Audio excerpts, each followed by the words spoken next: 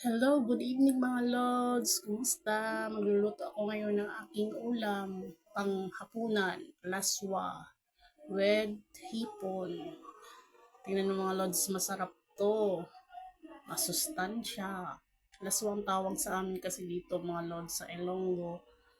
Yung hinahalo-halo lang, pakuluan lang yung tubig, lagay ang mga gulay, tapos lagyan ng hipon, pangpalasa.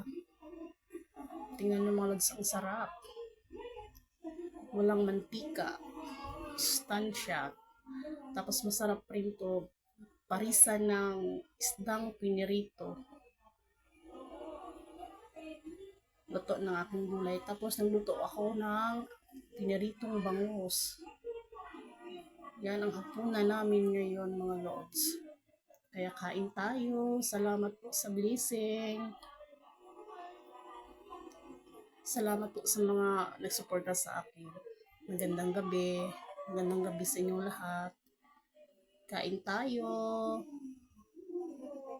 Salamat sa nanonood sa akin, sa aking mga friend, mga supporters. Salamat po. Salamat.